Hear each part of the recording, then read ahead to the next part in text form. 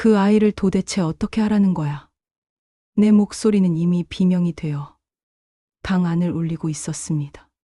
눈앞에 앉아있는 며느리는 얼굴을 감싸주고 울부짖었고 남편은 입술을 깨문 채 고개를 떨구고 있었습니다. 너희 두 사람이 저지른 짓 때문에 태어난 아이야. 내 손주라고 부르기도 버리기도 내가 어떻게 해야 하냐고. 순간 방 안의 공기는 얼어붙었고 심장은 터질 듯 뛰었습니다. 눈앞에서 무너져 내린 가족의 모습. 그 모든 시작은 몇 년 전 아들이 중국에서 돌아오던 날이었습니다. 나는 지금도 그날의 아침을 생생히 기억합니다. 잠을 이룰 수 없던 긴 밤이 지나고 해가 떠오르기도 전에 자리에서 일어났습니다. 거울 앞에 선 내 얼굴은 초조함으로 굳어 있었어요. 눈 밑은 검게 패여 있었고 손끝은 차갑게 떨리고 있었습니다. 여보, 벌써 준비해. 아직 시간이 한참 남았잖아. 남편이 졸린 목소리로 말했지만 나는 대답 대신 한숨만 내쉬었습니다. 아들이 온다는데 어떻게 잠이 오겠어. 마음이 자꾸 불안해서 내 목소리는 떨렸습니다. 남편은 대수롭지 않다는 듯 고개를 끄덕였지만 내 가슴은 이미 미묘한 그림자로 짓눌려 있었어요. 공항으로 향하는 차 안, 창밖으로 스쳐가는 풍경이 아무 의미도 없이 흐려져 보였습니다. 남편은 말이 없었고 나는 두 손을 꼭 쥔 채 마음속으로 수없이 되뇌었죠. 아무 문제 없기를, 그냥 무사히 돌아오기만 하기를. 도착한 공항은 사람들로 북적였고 심장은 미친 듯이 뛰었습니다. 눈을 부릅뜨고 아들의 얼굴을 찾던 순간 저 멀리서 낯익은 모습이 보였어요. 엄마. 그토록 그리던 목소리가 울려 퍼졌습니다. 순간 눈물이 왈칵 쏟아졌고 나는 두 팔을 벌려 아들을 안았습니다.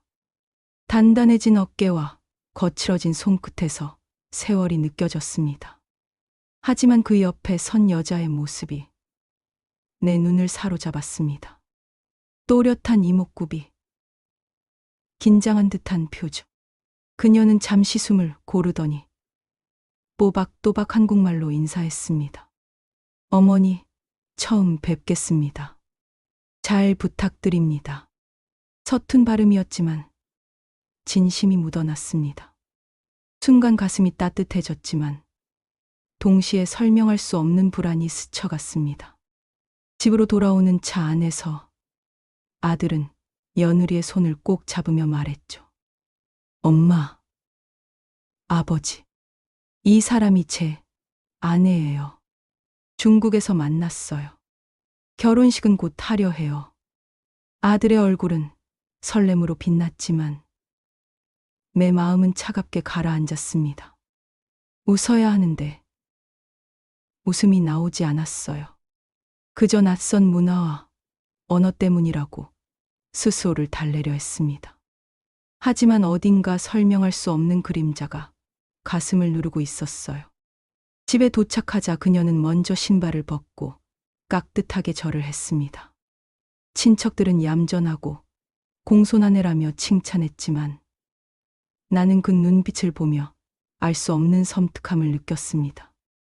겉으로는 미소를 띠고 있었지만 그 속에 읽히는 건 알 수 없는 긴장과 두려움이었죠. 저녁상이 차려졌습니다. 내 식구가 한자리에 앉았지만 공기는 묘하게 무거웠습니다. 며느리는 음식을 조심스럽게 집으며 작은 미소만 지었고 아들은 그런 그녀를 다독이듯 손을 잡았습니다. 괜찮아. 천천히 해도 돼. 엄마, 아버지 앞이라고 너무 긴장하지 마. 그 말에 그녀는 고개를 끄덕였지만 그 순간 시선이 스쳐간 방향이 남편 쪽이었습니다. 순간 내 심장은 움찔하며 움츠러들었습니다. 지금 방금 뭐였지? 짧은 눈빛. 그러나 그 짧은 순간이 내 마음을 송두리째 흔들어 놓았습니다. 나는 애써 웃으며 젓가락을 들었지만 손끝은 떨려 음식을 제대로 집지 못했습니다. 그날 밤 잠자리에 누워도 머릿속은 복잡하기만 했습니다. 남편의 숨소리가 이상하게 무겁게 들렸고 내 마음속에는 설명할 수 없는 두려움이 점점 자리를 넓혀갔습니다. 아들이 드디어 집으로 돌아왔는데 왜 이렇게 불안하지? 스스로에게 수없이 묻고 또 물었지만 답은 나오지 않았습니다. 오히려 가슴 한켠에서 곧 무언가 무너질 것 같은 예감만이 꿈틀거리고 있었습니다. 나는 알지 못했죠. 그날의 작은 불안이 언젠가 우리 집안을 송두리째 무너뜨릴 거라는 것을. 식탁 위에는 늘 그렇듯 내가 준비한 반찬들이 놓여 있었습니다. 첫날 저녁 이후로도 몇 번의 식사가 이어졌고 세월은 조용히 흘렀습니다. 처음엔 서툴기만 했던 며느리의 젓가락질도 조금씩 자연스러워졌고 어눌하던 한국말도 점차 또렷해졌습니다. 겉으로 보기엔 안정된 듯했지만 내 마음속 불안은 오히려 시간이 지날수록 더 커졌습니다. 처음 며느리가 집에 들어왔을 때 나는 그저 낯선 문화와 언어 때문이라며 스스로를 달랬습니다. 하지만 한 달, 두 달이 지나자 내 눈은 더 예민해졌습니다. 짧은 시선, 애써 감추려는 미소, 그리고 설명하기 힘든 공기. 그것들이 나를 놓아주지 않았습니다. 맛있습니다, 어머니. 식탁에서 며느리가 고개를 숙이며 말을 건넬 때마다 나는 애써 미소를 지었습니다. 하지만 마음속에선 늘 한 발짝 뒤로 물러난 듯 경계심이 일었습니다. 아들은 직장일로 점점 바빠졌습니다. 출장이 잦아져 집을 비우는 날이 늘어났죠. 며느리는 홀로 집안일을 배우고 한국 생활에 적응하려 애썼습니다. 그런 과정에서 자연스레 남편이 그녀를 돕는 일이 잦아졌습니다. 이거 가스불 안 켜지? 며느리가 당황한 얼굴로 부엌에서 말하면 남편은 나보다 먼저 나서서 고쳐주곤 했습니다. 이런 건 이렇게 돌려야 해. 손으로 꾹 누른 다음에 그가 직접 시범을 보여주면 며느리는 고개를 끄덕이며 따라했습니다. 아, 감사합니다, 아버니. 그 말에 남편은 짧게 웃었고 나는 그 모습을 뒤에서 지켜보며 묘한 서늘함을 느꼈습니다. 그런 일이 반복됐습니다. 마트에 같이 가는 일, 집 앞 수리를 함께하는 일, 아플 때 약을 사다 주는 일. 겉으로는 당연한 가족의 배려였지만 내 마음속 어딘가에서는 자꾸 신호가 울렸습니다. 시간이 흐르면서 며느리는 점점 더 집안에 익숙해졌습니다. 그런데 이상하게도 그녀가 내 눈을 바라볼 때보다 남편과 대화할 더 자연스럽게 웃는다는 느낌이 들었습니다. 짧은 미소, 사소한 고개 끄덕임조차 내겐 불편한 그림자로 다가왔습니다. 어느 날 밤, 아들이 출장으로 집을 비운 날이었습니다. 나는 부엌에서 설거지를 하고 있었고 거실에서는 남편과 며느리가 함께 TV를 보고 있었습니다. 이거 무슨 뜻이에요?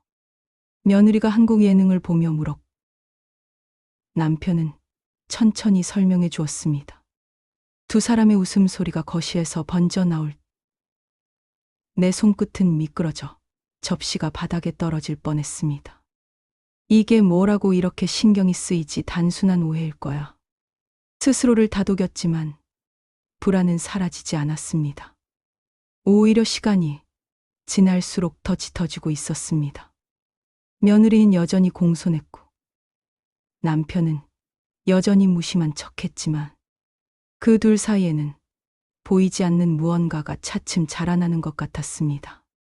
그것은 아직 이름 붙일 수 없는 기류였지만 내 가슴은 이미 그 그림자를 알아채고 있었습니다. 그리고 나는 그때부터 매일 밤 스스로에게 같은 질문을 던졌습니다. 내가 괜히 예민한 걸까? 아니면 정말 뭔가가 시작되고 있는 걸까? 아이가 태어난 날, 온 집안은 한이로 가득 찼습니다. 작은 손가락이 움찔거리고 울음소리가 방 안을 메우자 나도 모르게 눈물이 터졌습니다. 우리 집에 드디어 새 생명이 왔네.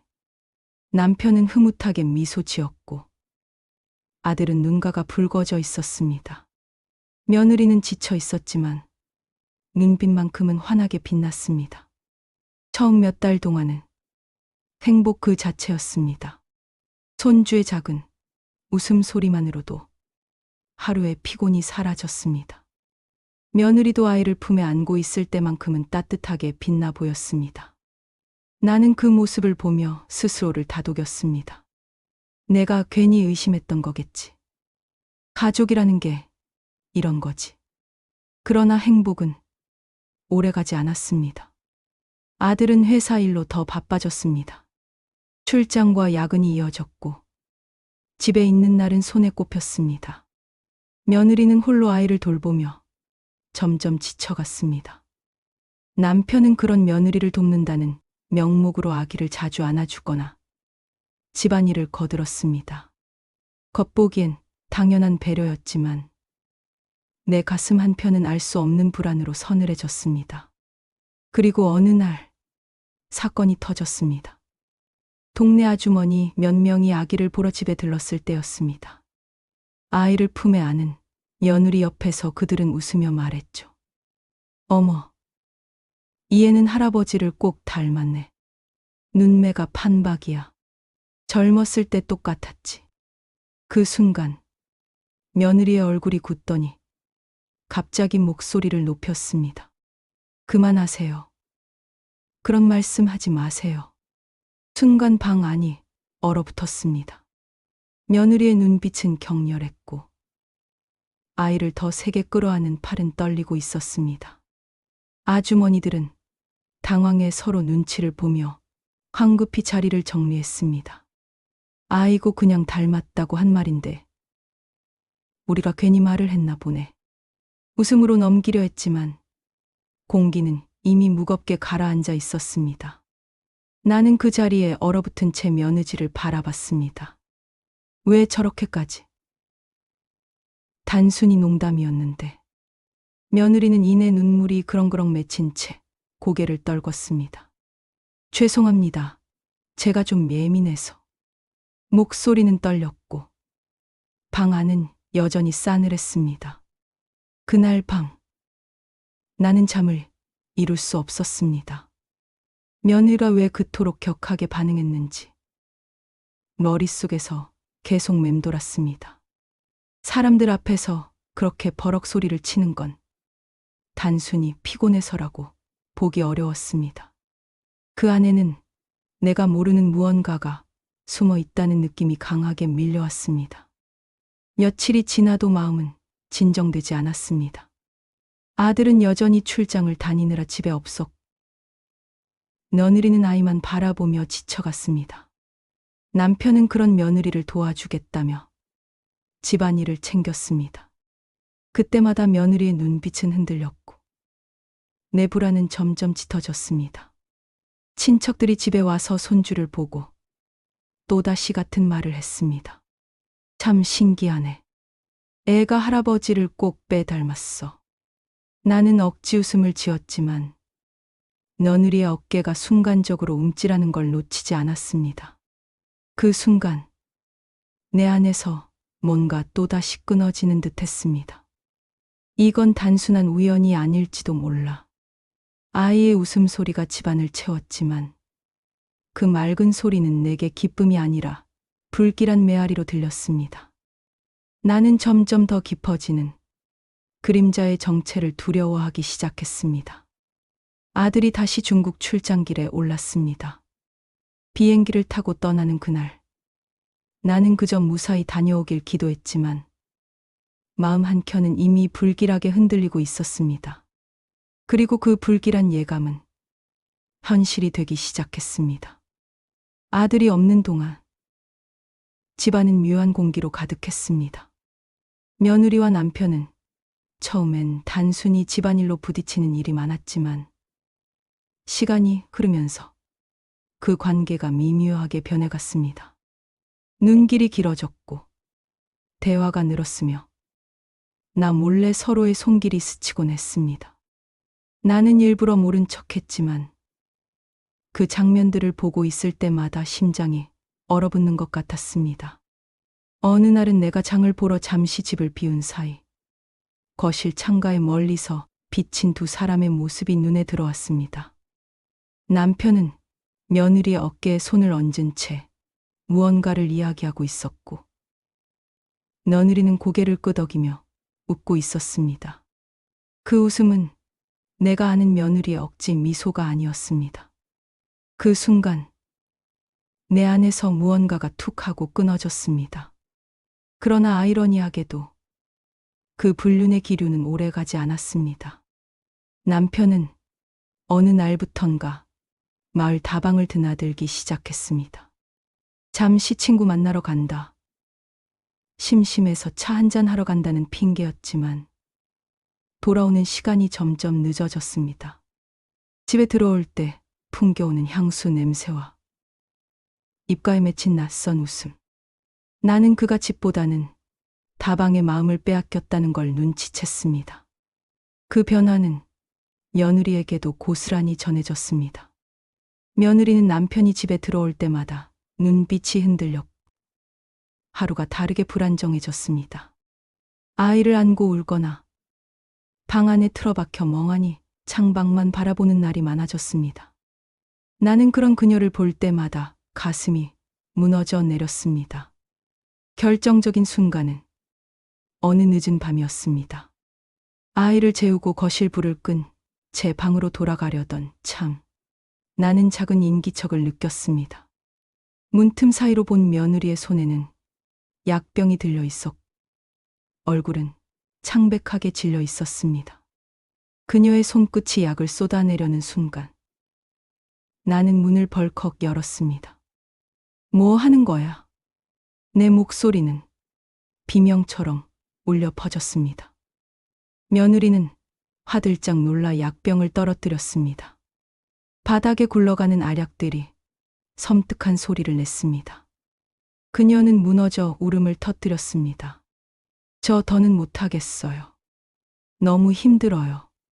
짧은 고백이었지만 그 안에는 헤아릴 수 없는 절망이 담겨 있었습니다. 나는 얼어붙은 채 그녀를 부둥켜 안았습니다. 가슴은 미친 듯 뛰었고 머릿속은 혼란스러웠습니다. 단순히 아들이 집을 비운 탓일까?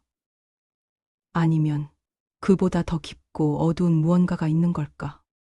남편은 그날 늦게 집에 들어왔습니다.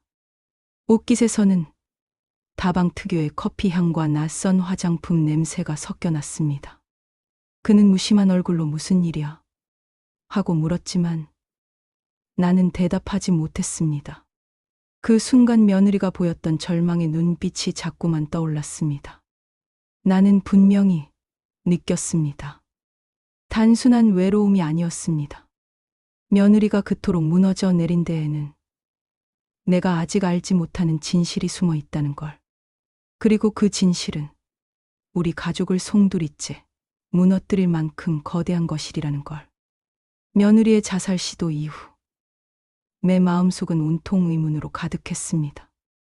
약병을 움켜쥔 채 눈물을 흘리던 그녀의 얼굴이 자꾸 떠올랐습니다. 단순히 외로움 때문이었을까요? 아니면 내가 알지 못하는 다른 이유가 있었던 걸까요?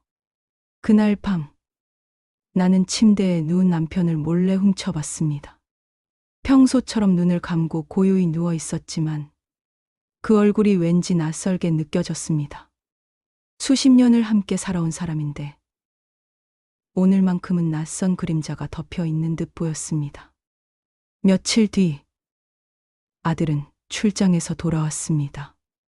며느리는 여전히 창백한 얼굴이었고 아들은 그 사실을 대수롭지 않게 넘기려 했습니다. 몸이 좀 안 좋아서 그런 거지.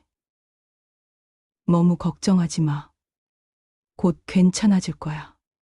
그의 태도는 무심했고 며느리의 눈빛은 그 순간 더욱 공허해졌습니다. 그때 나는 결심했습니다. 직접 알아내야 한다. 무엇이 그녀를 그렇게 벼랑 끝으로 몰아갔는지 반드시 밝혀야만 했습니다. 나는 작은 것부터 확인하기 시작했습니다. 며느리의 방에 들어가 그녀가 버린 메모지, 휴대폰 알림, 그리고 일정표까지. 처음엔 별다른 게 보이지 않았습니다. 하지만 내 눈길은 어느 순간 한 장의 쪽지에 머물렀습니다. 거기에 적힌 글씨는 분명 서툰 한국어였지만 뜻은 분명했습니다. 아버님 죄송합니다. 하지만 감사합니다. 그 순간 내 심장은 얼어붙었습니다. 머릿속이 하얗게 비었습니다. 단순한 오해일까 싶어 스스로를 다독였지만 문득 떠오르는 장면들이 하나로 이어졌습니다. 식탁 위에서 스치던 눈빛, 거실에서 함께 웃던 모습, 그리고 며느리가 무너져 울던 그날 밤 남편의 목소리. 모든 조각이 맞춰지는 순간 나는 숨조차 쉴 수 없었습니다. 그날 저녁 아들과 며느리 그리고 남편을 거실에 불러 앉았습니다. 손끝은 떨리고 목소리는 쩌렁쩌렁 울릴 만큼 높아졌습니다. 이제는 다 말해야겠어. 대체 왜 그랬어? 며느리가 죽으려고 했던 이유가 뭔데? 아들은 당황하며 며느리를 바라봤습니다. 당신, 무슨 말이야? 죽으려고 했다니 왜 나한테 말 안 했어? 그의 목소리는 분노와 혼란이 뒤섞여 있었습니다. 며느리는 두 손으로 얼굴을 감싸 쥔 채 울부짖었습니다. 저도 더는 감당할 수 없었어요. 그녀의 말은 그 느낌 속에서 끊겼습니다. 나는 손에 쥐고 있던 쪽지를 내밀었습니다. 이게 뭐야? 왜 이런 글을 쓴 거야? 며느리와 내 아버지 사이에 무슨 일이 있었던 거냐고. 순간 거실은 얼어붙었습니다. 아들의 눈이 크게 흔들렸고 며느리는 바닥을 향해 고개를 떨구었습니다. 그리고 남편은 침묵한 채 입술을 깨물었습니다. 설마 진짜예요. 아들의 목소리는 떨렸습니다. 그때 며느리가 무너져 내리듯 소리쳤습니다. 맞아요. 잘못했어요. 처음엔 그냥 위로였어요. 너무 외로웠고 너무 힘들었어요. 그런데 그녀의 목소리는 절규가 되었습니다.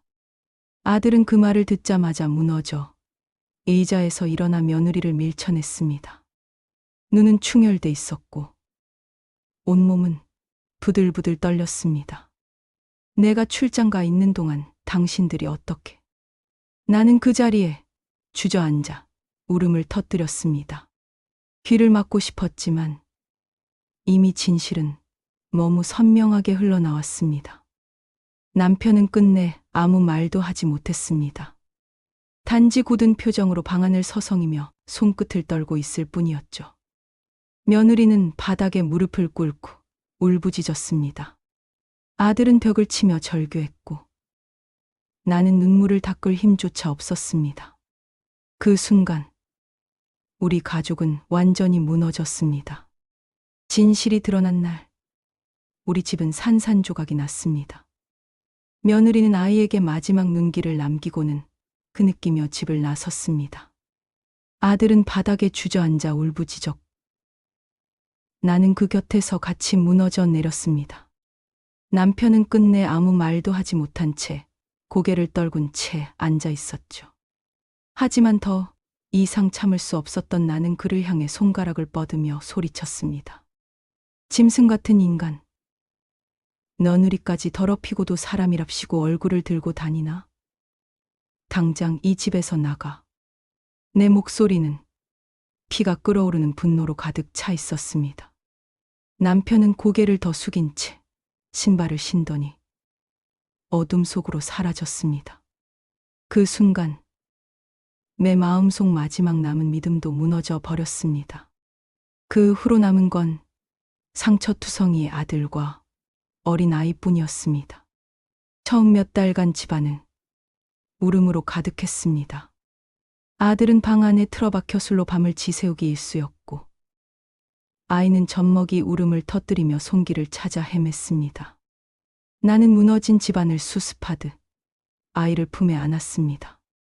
그 작은 체온이 내 가슴에 닿는 순간 알 수 없는 힘이 솟아났습니다. 괜찮아.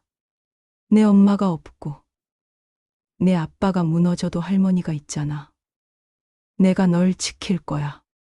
나는 그렇게 아이를 품에 안고 날마다 버텼습니다. 아들의 절망은 깊었지만 아이를 향한 작은 웃음을 억지로라도 짓는 모습에서 나는 다시 힘을 냈습니다. 세월은 그렇게 흘러갔습니다. 갓난아기로 내 품에 안겼던 아이는 어느새 걸음마를 떼고 말을 배우며 자라났습니다. 처음 할머니라는 소리가 아이의 입에서 나왔을 때 나는 주저앉아 오열했습니다. 그 한마디가 내게는 세상을 버티게 한 기적이었습니다. 아이는 해가 갈수록 씩씩해졌습니다. 작은 손에 꽃을 꺾어 할머니, 이거 드세요라며 건네줄 때마다 나는 주름진 얼굴에 미소를 감출 수 없었습니다. 아이가 내 손을 잡고 천진난만하게 웃을 때면 지난 고통과 분노조차 순간만큼은 사라지는 듯했습니다. 하지만 사람들의 말은 여전히 내 가슴을 찔렀습니다. 아이고, 애가 할아버지를 꼭 닮았네. 그럴 때마다 나는 애써 웃으며 대답했습니다. 애들은 다 커가면서 얼굴이 달라져요. 속으로는 피가 거꾸로 솟는 듯 했지만 아이가 듣지 않기를 바라는 마음으로 꾹 눌러 참았습니다. 아들은 상처에서 쉽게 벗어나지 못했습니다. 출근길에도 무거운 표정이었고 집에서는 말수가 적었습니다. 하지만 아이와 있을 때만큼은 달랐습니다. 작게라도 웃음을 지으려 했었고 아이에게 책을 읽어주며 눈빛을 부드럽게 바꾸었습니다. 나는 그런 모습을 보며 생각했습니다. 이 집은 이미 무너졌지만 아이만큼은, 이 아이 하나만큼은 살려야 한다. 그래서 나는 결심했습니다. 갈 곳 없는 아이를 내가 끝까지 키워내리라.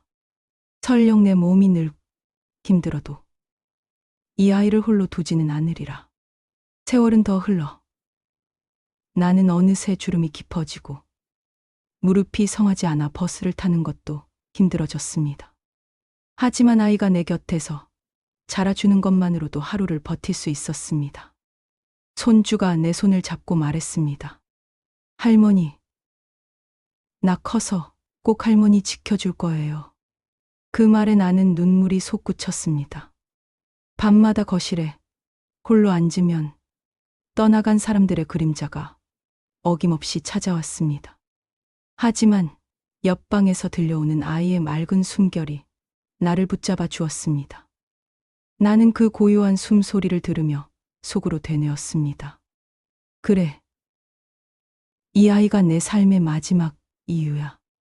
내가 지켜낼 수 있는 단 하나의 희망. 이제 나는 더 이상 남편을 찾지도 며느리를 원망하지도 않습니다. 아들은 상처를 안고 살아가지만 손주와 함께라면 언젠가 회복할 수 있으리라 믿습니다. 무엇보다 내 품에서 자라난 아이는 죄가 없으니까요. 나는 손주의 이마에 입을 맞추며 조용히 속삭였습니다. 괜찮아. 내 곁엔 할머니가 있어. 갈 데가 없다 해도 나는 끝까지 내 곁을 지킬 거야. 그렇게 나는 아이와 함께 또 하루를 시작합니다. 무너진 집에서 다시 피어난 작은 희망을 안고 오늘도 끝까지 시청해 주셔서 감사합니다. 구독과 좋아요, 알림 설정까지 부탁드리고요. 다음 영상에서 더 좋은 이야기로 찾아뵙겠습니다.